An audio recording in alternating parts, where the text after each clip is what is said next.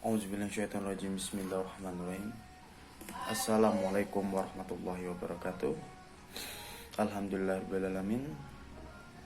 Rabbi syrahli sadri wa yassirli amri wahlul 'uqdatam min lisani yafqahu qawli. Yang pertama-tama, mari kita panjatkan puja dan puji syukur kita kepada kehadirat Allah SWT yang telah memberikan kita rahmat serta berkahnya di setiap hari yang kita lalui ini. Yang kedua, salawat serta salam kepada baginda Nabi kita Muhammad SAW yang telah membawa Islam dari zaman kegelapan hingga zaman terang benderang seperti sekarang. Yang ketiga, tak lupa saya ucapkan terima kasih kepada dosen pembimbing saya, yaitu Ibu Rahmani Timorita Yulianti, yang sekiranya telah mau memberikan saya waktu untuk berbicara di depan teman-teman sekalian. Oke, kali ini saya akan dalam video ini saya akan membawakan tugas, yaitu pandangan Islam tentang hukum keluarga dalam integrasi nilai keislaman. Oke, di sini saya akan memberikan judul, yaitu tentang dinamika hukum Islam di bidang hukum keluarga. Pendahuluan, yaitu saya mengkaji bukunya dari Bapak Sularno. Mengkaji hukum Islam di bidang keluarga di Indonesia adalah hal yang sangat lumrah. Kemungkinan di bidang hukum-hukum yang ada di negara-negara Islam seperti Malaysia, Indonesia, dan lain-lain, mayoritas penduduknya beragama Islam memiliki daya tarik sendiri. Ya, bagi saya, bagi semua orang lah, memiliki daya tarik sendiri. Sebabnya karena hukum ini adalah hukum keluarga, itulah yang paling mendapatkan prioritas, terdapat jiwa wahyu ilahi dan sunnah Rasulullah. Dalam keluarga kita banyak melakukan seperti kekeluargaan, hukum kekeluargaan, suami istri, dan keluarga anak, adik, kakak, dan semua lain-lainnya. Nah, maka dari itu kenapa memiliki daya tarik sendiri, karena hukum keluarga memiliki jiwa-jiwa wahyu ilahi dan sunnah Rasulullah SAW. Nah, terus kita akan melanjutkan ke bab pertama. Saya akan membawakan, yaitu ahwal as-saksiyah. Ahwal as-saksiyah sebagai komponen fikih al-Islam. Ahwal as-saksiyah itu disebutkan juga dengan hukum keluarga itu tersendiri. Ya, ahwal as-saksiyah itu disebutkan hukum keluarga sendiri.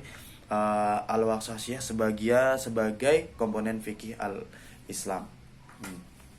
Dalam dunia ilmu fikih dikenal ada bidang ahwal as-saksiyah. Ya, fikih itu ya dari hukum muamalah Islam, ya, dari hukum-hukum muamalah Islam fikih. Jadi dalam fikih itu dikenal adanya hukum ahwal as-saksiyah. Ahwal as-saksiyah disebut juga hukum keluarga, yaitu fikih mengatur hubungan di ahwal as-saksiyah ini yang mengatur hubungan antara suami istri, anak, dan keluarga yang lain-lainnya. Nah, itu disebut ahwal as-saksiyah, hukum keluarga, ya. Jadi pokok kajian ahwal as-saksiyah ini ada 4, teman-teman, ya. Pokok as-saksiyah ada 4. Pertama, munakahah, ya, munakahah. Kedua, mawaris. Ketiga, al-wasiyah. Keempat, yaitu al-wakaf. Nah, ini pokok kajian yang wajib kita mengerti dalam ahwal as-saksiyah, ya. Munakahah, mawaris, wasiyah, wakaf. Ini 4 pokok kajian harus kita pahami, dasar-dasar harus kita pahami dalam perbincangan kali ini. Pertama, apa itu munakahah? Munakahah itu adalah pernikahan, ya. Pernikahan merupakan akad yang menghalalkan antara seorang perempuan dan seorang laki-laki. Itu disebut munakah, ya. Ini udah akad, ya. Pasti kalian tahu pernikahan itu seperti apa, sunnah pernikahan, karena ini udah sunnah dan dianjurkan oleh Nabi. Makanya disebut ini adalah tiang agama bagi suami istri, ya. Yang kedua, mawaris. Mawaris itu apa? Mawaris adalah hak-hak yang kita warisi. Mawaris itu seperti dalam ilmu mawaris itu ada namanya faraid. Dulu saya pernah pelajari faraid. Ilmu faraid adalah ilmu yang menghitung semua waris-waris dari istri ke anak, anak ke istri, paman ke anak, paman ke sepupu. Itu semuanya ada, saya pernah pelajari itu. Itu namanya disebut ilmu faraid. Ilmu faraid tidak sembarangan kita asal hitung, itu mengambil dari ilmu-ilmu Al-Qur'an, ya, di Al-Qur'an. Nah, terus ada namanya al-wasiyah. Al-wasiyah adalah pesan, menurut kebanyakan orang di Indonesia, ya, wasiat dengan kebanyakan mengartikan salah kaprah. Jadi wasiat itu pesan seorang terhadap sebagian hartanya. Dia seseorang mempunyai harta diberikan kepada orang lain atau lembaga tertentu. Itu disebut wasiat. Bukan wasiat, oh saya punya surat saya wasiatkan ke ini. Saya wasiatkan, bukan. Itu salah kaprah ya. Ada lagi tadi ini wasiat ya. Wasiat adalah pesan seorang terhadap sebagian hartanya yang diberikan kepada orang lain atau lembaga tertentu. Pelaksanaan ditangguhkan setelah ia meninggal. Jadi setelah dia meninggal, dia punya wasiat, saya pengen membagikan harta saya ini nih. Bukan membagikan, bisa sih membagikan ke anak warisnya, tapi kebanyakan warga Indonesia mengaprahkan wasiat orang tua saya itu buat saya. Jadi ada enggak. Jadi pengertian seperti itu. Terus ada namanya wakaf. Wakaf adalah penyisian sebagian harta benda yang bersifat kekal, ya. Jadi misalkan kita punya punya lahan tanah kosong nih. Saya punya lahan tanah untuk umat, ya. Itu sifatnya kekal. Ya, jadi tidak bisa diganggu-gugat. Jadi udah itu punya umat untuk dibangun masjid, ya. Dan mungkin manfaatnya untuk dirinya sendiri atau tujuan kebaikan. Nah, itu Masya Allah kalau dipakai misalkan buat kita punya uang, punya tanah, dibuat masjid itu, wah itu mengalir terus tiada henti kan, ya kan? Terus kita bahas di bab selanjutnya ada namanya konflik hukum Islam, hukum sipil dan hukum adat. Nah, di Indonesia terjadi konflik di Indonesia ya, terutama di Indonesia terjadi konflik antara hukum sipil. Hukum sipil itu hukum barat.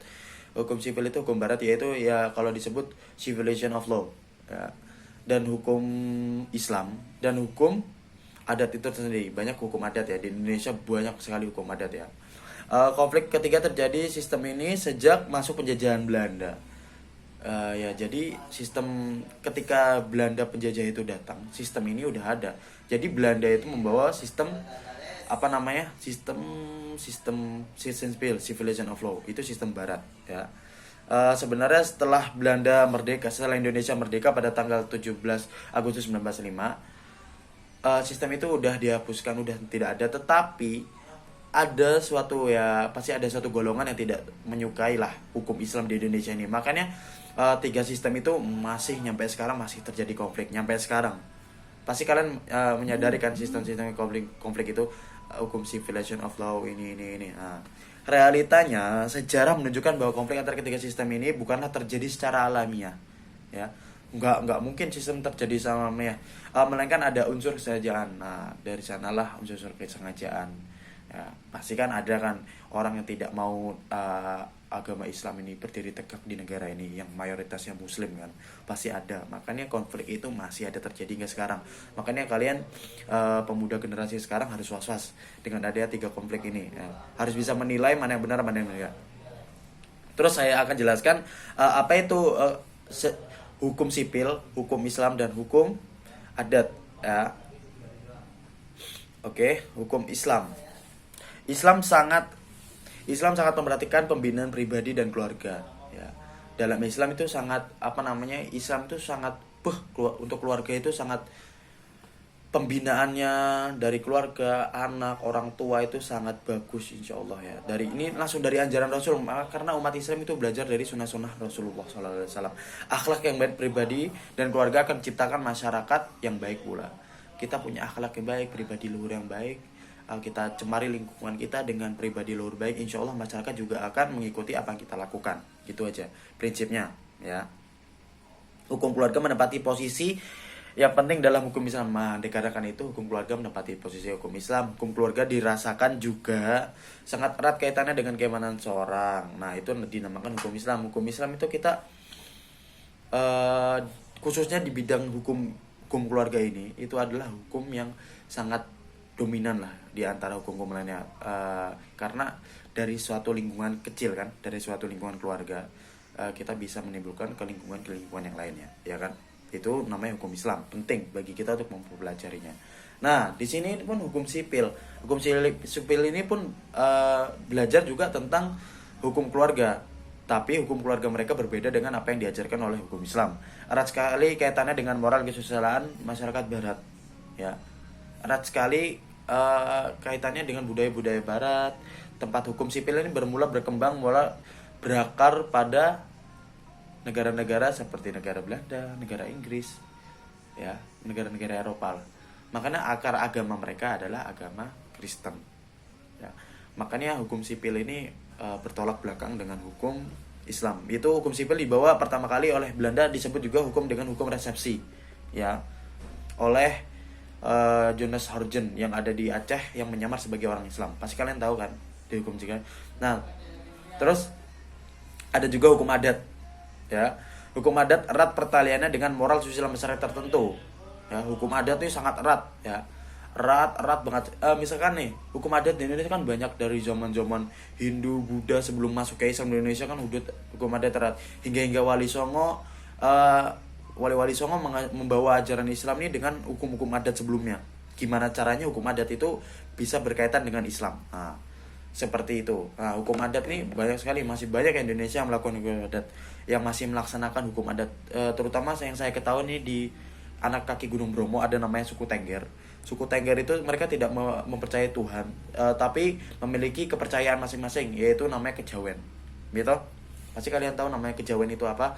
Mereka seperti itu, hukum adat. Mereka menolak adanya Islam, ada hukum sipil. Nah, makanya itu dinamakan suku adat masing-masing. Ya.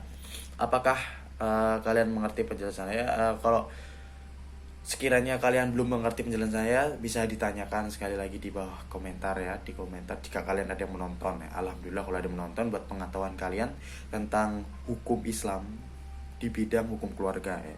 Ini penting buat kalian, ini dasar-dasar saya memahami dasar dan pembawaan hukum Islam di Indonesia itu seperti apa, konflik-konfliknya yang terjadi, ya.